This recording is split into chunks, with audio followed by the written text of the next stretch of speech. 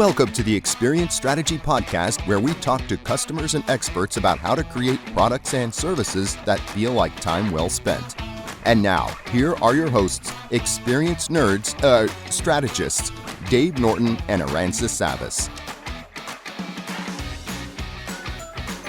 Welcome to the Experience Strategy Podcast. I'm Aranza Savas. And I'm Dave Norton.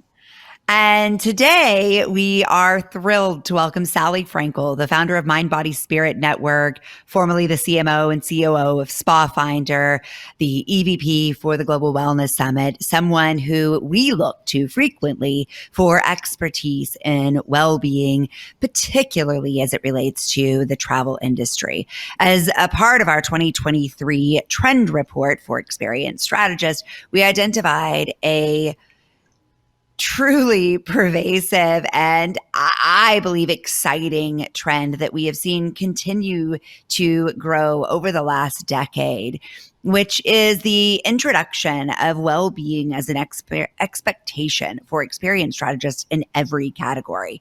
We've invited Sallie here to look at this trend with us as someone who has really been at the heart of this movement and expansion for over a decade, to help us look at ways that we might all learn from the history of well-being as we build for the future and the potential for innovation as we integrate well-being into categories that maybe don't quite seem intuitively linked to well-being or that have not historically been linked to well-being.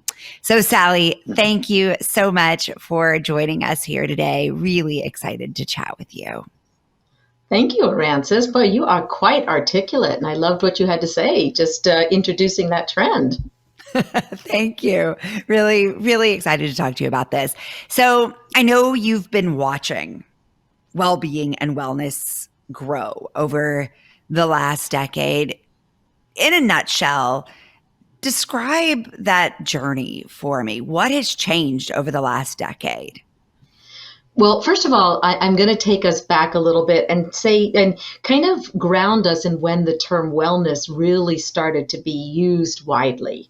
Okay, because you're using both the terms wellness and well-being. Well-being is that state that you achieve through doing certain things that you might call wellness, okay? So really prior to 2008, the word wellness was not being widely used. And I think that many people may recall that in 2008, we had a financial meltdown that greatly changed our world and how we experienced certainly a lot of things that we experience in the United States. And prior to that time, the word wellness was not broadly used. Wellness, prior to wellness, I think we were talking a lot more about things that had to do with spa, which spa is a place you might go to, you know, and experience wellness and ultimately well-being. But spa was linked with this concept of pampering, and our world changed and people really rejected that kind of concept. And it started this modern day movement, if you will. And that really was more 15 years ago than 10 years ago, this adaptation of this word wellness that we now see everywhere. And I think that was your trend. I think your trend is well-being everywhere. Yes. Quite frankly, well-being should be everywhere. But wellness is the word that I think is being most actively used everywhere. And people are trying to create these wellness experiences. Based on the pervasive need for well-being, as you said. And I think that that's absolutely right to distinguish between those two. And not dissimilar, the historical drivers that you're referencing here. So there was a cultural crisis that triggered this greater thirst for well-being. Yes, I think it was also initially linked. So if you think of the term illness, some would say that the opposite of illness is wellness. There's been a lot written about that. So wellness also was linked to this concept of preventing illness. And then it started, so there's a spectrum, when you look at healthcare, you're either sick, right? Maybe, and you're going into being cared for, or you're trying to keep from getting sick. So, the absence, some would say that the absence of illness is wellness. Others would debate that term, but, wellness was somewhat linked to preventative measures you could take. And that's, linked to what you eat, your nutrition, how you sleep, how you exercise or move your body, the social components. You can't really truly be well if your entire financial world is falling apart or your entire social structure is falling apart. So all of these components, sort of came linked together under this umbrella of wellness and wellness experiences of all different kinds, which would then ultimately lead you to well-being, a state of well-being. Right. Sallie, can I ask a question around this? We as experienced strategists, we were trained that we have to treat the customer in a very special way. We have to, and oftentimes in early days, we talked about pampering the customer. Sure. Now, one of the things that you've said is that we have moved as a society away from pampering for spas and so forth to this idea of wellness. Mm-hmm. But I'm not sure that customer experience strategy has really understood that shift. We're still trying to make people feel pampered, for lack of a better word. And we really haven't tapped into this idea that we need to support the individual holistically, which I think is really what well-being is all about. Mm-hmm. Well, that's interesting because I did link it to the term spa because, as Rances said it when she introduced me, I worked for a company called SpaFinder for quite a long time, and SpaFinder was the world's largest marketing company for spa and wellness. Now, when I first came to SpaFinder, the word wellness didn't exist there. The word spa did. Spa was, used sort of a broad way that you could go to a resort and have spa treatments. You could go and, the term spa is solace per aquam, healing through water. You could go and do hot springs, and that would help you heal, help you feel more well. And then what started to happen was in 2008, and spa was very much linked with pampering, even though the deep root of spa was rooted in health and healing and well-being. Mm-hmm. So, interestingly enough, wellness really did come largely through this spa kind of lens, this spa world, that the conversation, we wanted to shift the conversation that while there's nothing wrong with pampering, and, an experienced strategist, everyone likes to be pampered now and then, or maybe always, but it's a much deeper, as you said, Dave, it's a much deeper expression.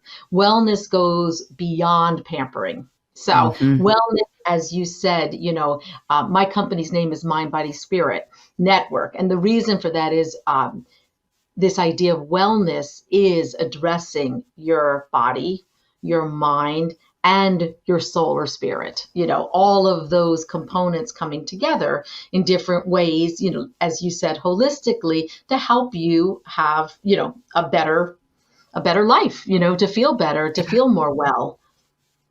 So. And it's interesting as I think about the cultural progression of this, and while I wrote this trend report based on millions of pieces of data, some of the data that I rely on most heavily is observing my 12 and 14-year-old daughters and understanding what excites them, because they are the consumers of the future, and listening to them and their friends.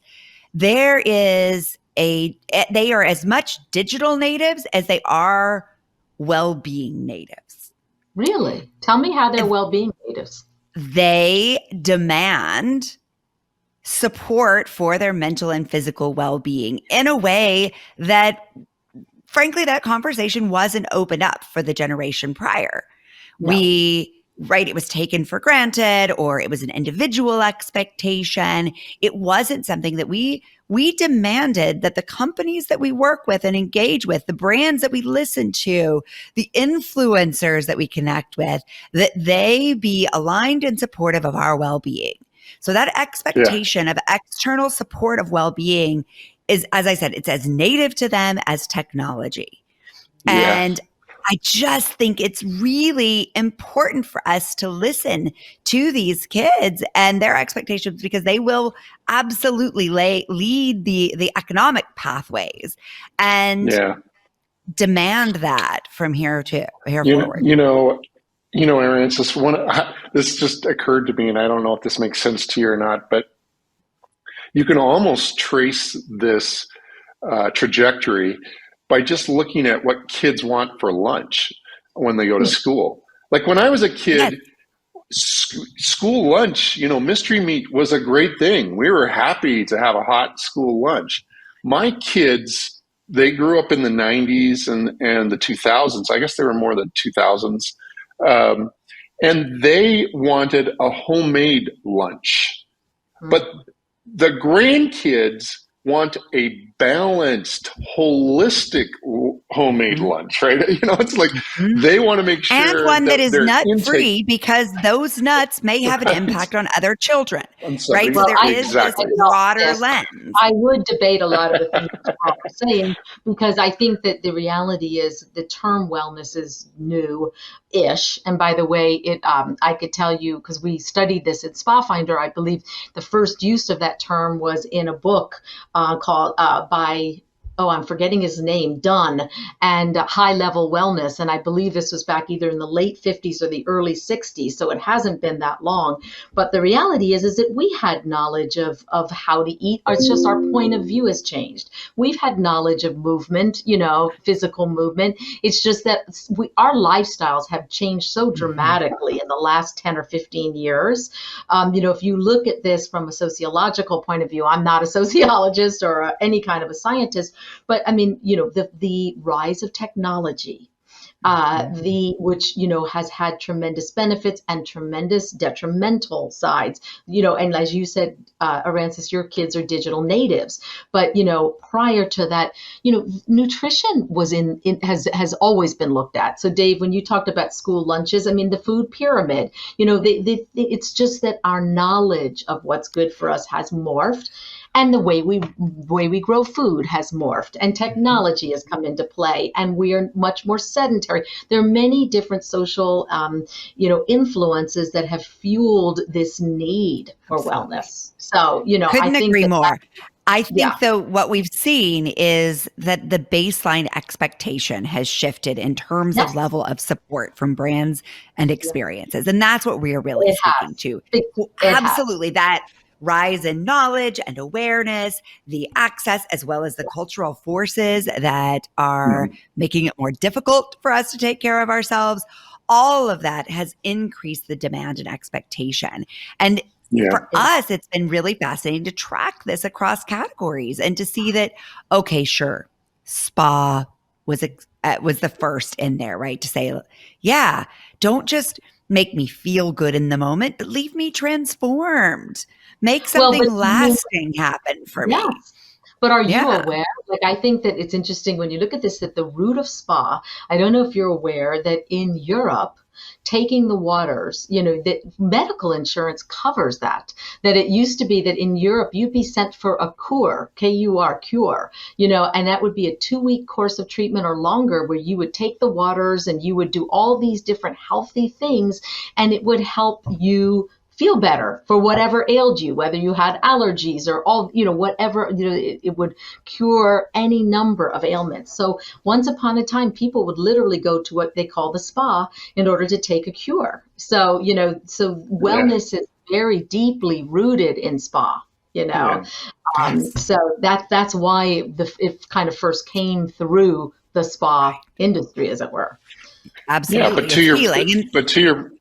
Yeah, to your point, Arances, and kind of building on what you're saying, Sallie. It's not just about the spa anymore. We're talking about financial well-being. We're talking about societal well-being. We're talking about shopping well-being. My goodness. Home building. We're talking about home building well-being. I need to hear that.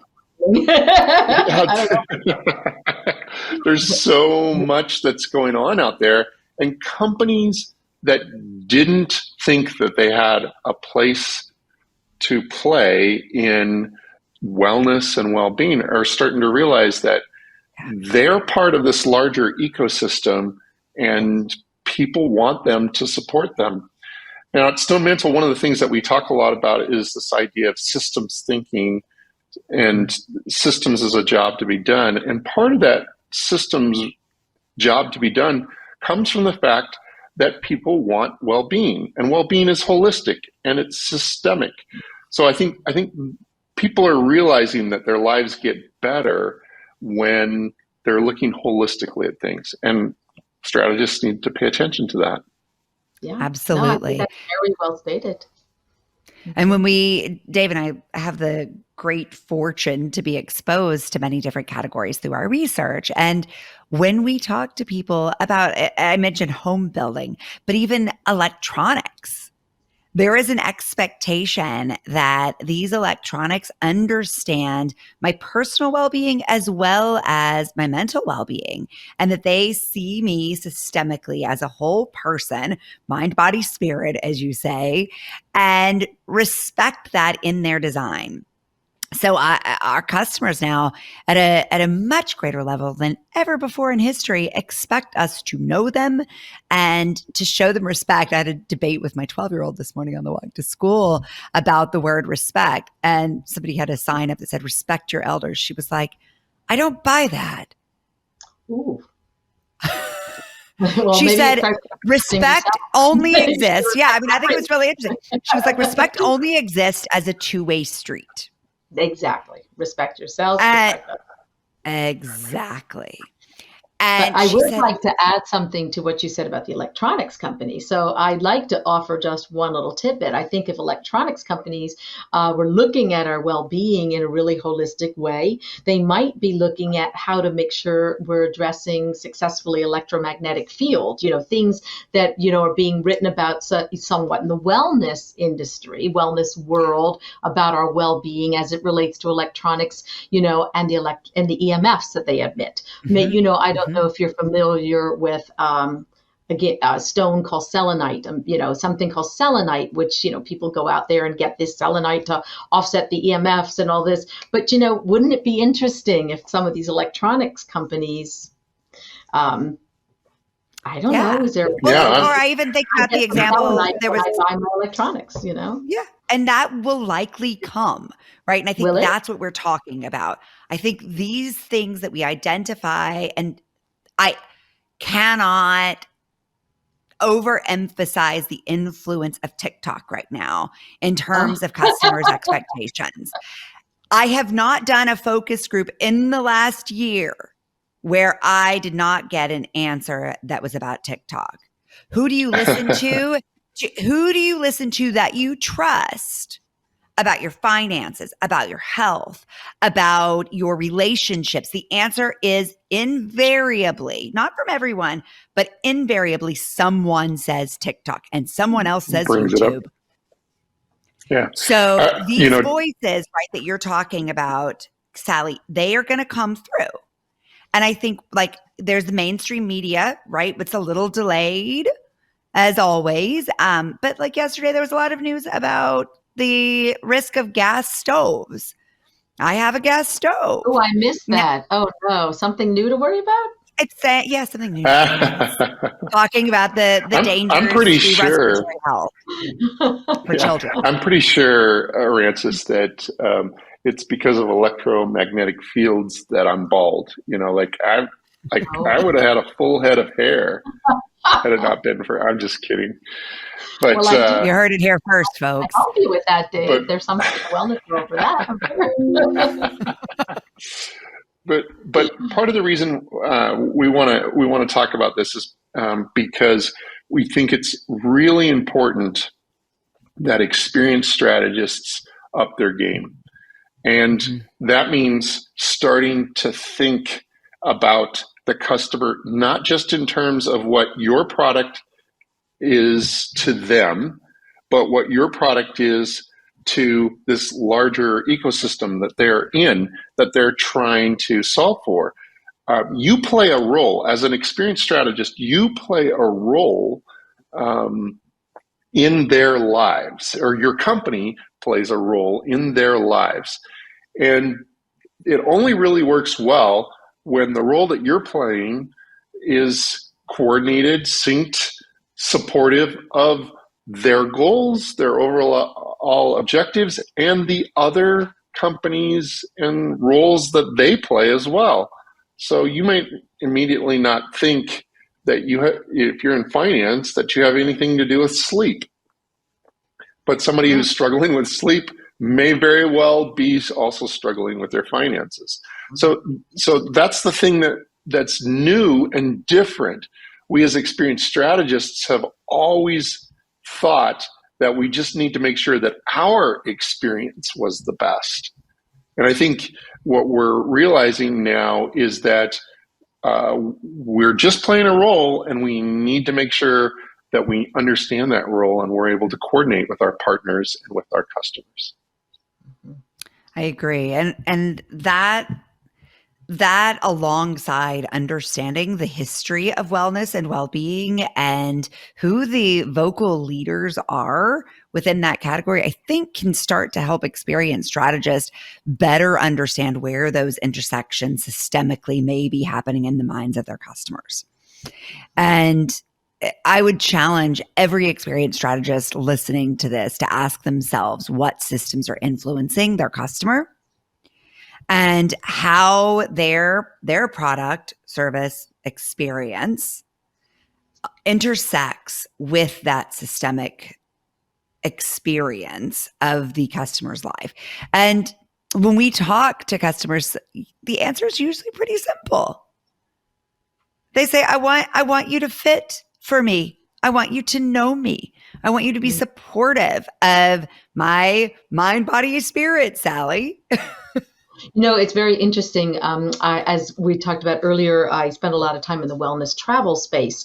But one of the things that I talk about a lot, because I work often with travel advisors, travel agents who are working with clients to help send them on, whatever kind of trips that they're looking for. And often those are trips that will help their well-being. But one of the things we talk about a lot is it's not one size fits all. And the challenge out there is how, how do you understand what it is that your client is looking for, especially when you can't know each client individually. So part of well-being is it's very deeply personal, and each what's going to make you feel well, Arances versus Dave, what's part of your well-being, what's part of the wellness that you employ in your life to help you feel well and be well might be very different. So it can be, I would imagine, very challenging for a lot of experienced strategists. On the other hand, we do all understand what it does feel like to address someone's well-being. So, I just throw that out there because, it isn't a one size fits all.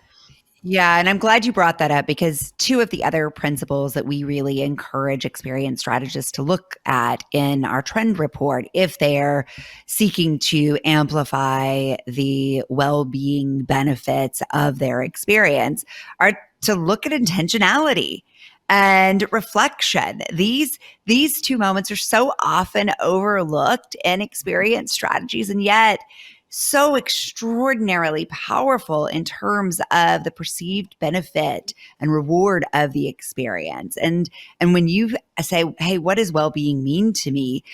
That is the essence of intentionality. Get your customer to tell you what they care about. Ask them what matters to them, and then use that to inform and guide the experience. And then ask them afterwards, what worked well? What could have been better? What was the effect? In doing so, experienced strategists have the opportunity to know their customers better, to allow their customers to know themselves better, and ultimately to develop a deep and lasting relationship between the company and the customer. I thought as you were just saying that, I thought about what Dave said, well-being, in shopping or, shopping wellness. And it occurred to me, I said to you, I don't know what that is. And it just occurred to me, for me, shopping wellness is that the certainty that when I order something, I can easily return it.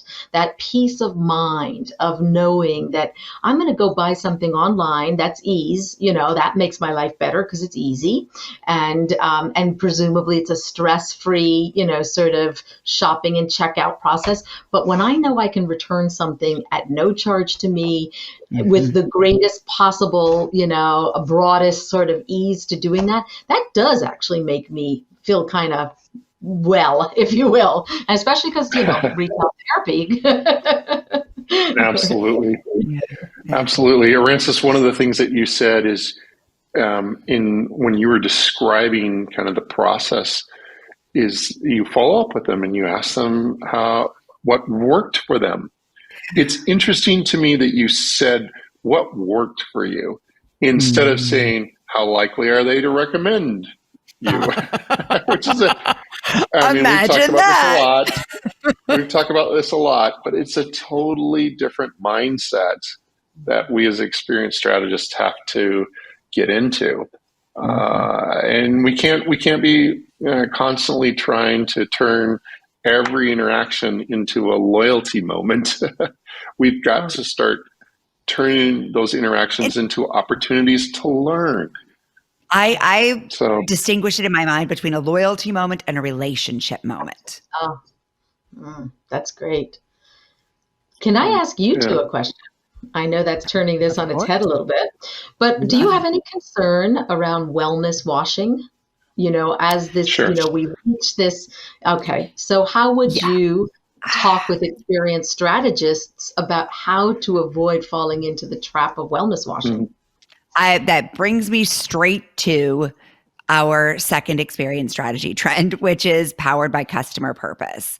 So that purpose, that trend speaks very directly to the insert descriptive washing that we've seen so much of, and really challenges experienced strategists to not be brand voices that are just telling stories and not delivering on promises.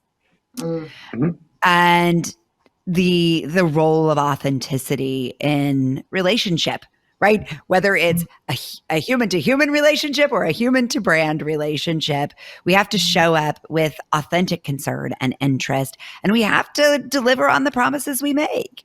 And so I think when we talk about greenwashing, whitewashing, you name it. Wellness washing, every washing. Wellness washing, all the washing. What we're saying is inauthenticity. Yeah. And the way that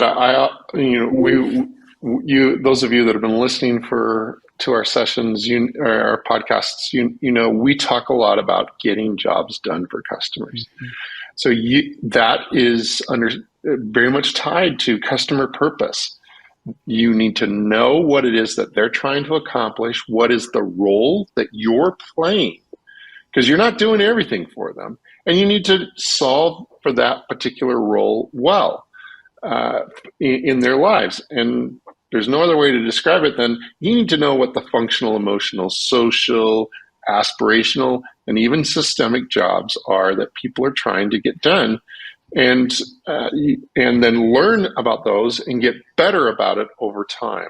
That's how you're going to stay focused on the customer purpose.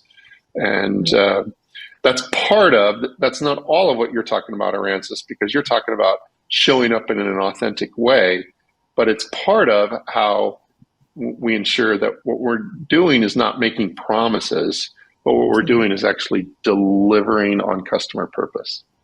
Yeah. So I want to make sure that we bring this home by really summarizing the key takeaways for the experienced strategists who are listening to us today. So I think we heard loud and clear, Dave, that we have to understand the role the company plays within the customer systems. We talk a lot about that in the trend report. So certainly if that's something you're interested in, go read the report. We give you the exact tools and techniques that our clients use to effectively drive those solutions within their company. So please reach out to us if you have other questions, but know that there's lots of great resources for you in the report itself. We also talk about the power of intention and reflection. More on that in the report too. But again, it comes down to listening, to caring enough to listen. And then the third one I'll pull out is the role of authenticity that we talked about in customer purpose. I also want to just highlight one more time what Sallie said about the difference between pampering and well-being. And that you pointed us toward sort of as a historical trend and experience strategy and customer expectations. Be nice to us, sure. Like that now, at one point, that was kind of an aspirational job to be done. Now it's a functional job to be done. Like, I love that.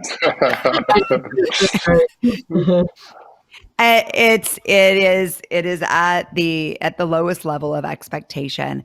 What we want for you to do now is to fit within our lives and to serve us holistically in a way that is meaningful and ideally transformative. Anything else either of you would add to key takeaways here before we wrap up? I would just say that I couldn't agree with you more, that wellness is everywhere, well-being is everywhere, and it's just going to become, even though the word everywhere is pretty all-encompassing, I think there's still more places that it's going to go. So I think you all have done a great job of identifying how this can relate to a lot of different industries, because let's face it, industries are people, customers are people. All are craving wellness and well-being. I mean, this is something that, at the core, it's a very core sort of thing. So I applaud you for all of the trends, but I was particularly excited to see this one. I was excited to tell you about it. Dave, anything you want to add before we wrap up? No, I just totally agree with you, Francis, and love where we're headed, and it's very positive. That's a positive thing. We need positive things in our lives. Life is complicated, and I think the more we as professionals look at this particular trend, the more likely we are to really have a positive impact on our customers. So I'm excited. I love that you bring that up, because that really does bring this back to a place of meaningful motivation. So as experienced strategists, most of us crave positive impact with our work. We spend more time working than pretty much anything else in our lives. And we are customers too. We are customers of our companies as employees. And certainly we've seen that trend deepen into all categories as well, an expectation that our work life be meaningful. And so this opportunity to have a meaningful and valuable role in our customers' lives will only deepen our satisfaction as experienced strategists, alongside deepening that experience for our customers and the economic value to our companies. So it really is a win, win, win, and an exciting time, as you said. Sallie, thank you so much for joining us, for bringing your wealth of experience and your depth of knowledge to this conversation. Dave, thank you for being my partner in crime. Most of all, thank you to everyone listening. Keep reaching out to us. Tell us what you want more and less of, what's working for you. We want to build a relationship with you and be a good fit in your system. Thank you for listening to the Experience Strategy Podcast. If you're having fun nerding out with us, please follow and share wherever you listen to your favorite podcasts. Find more episodes and continue the conversation with us at experiencestrategypodcast.com.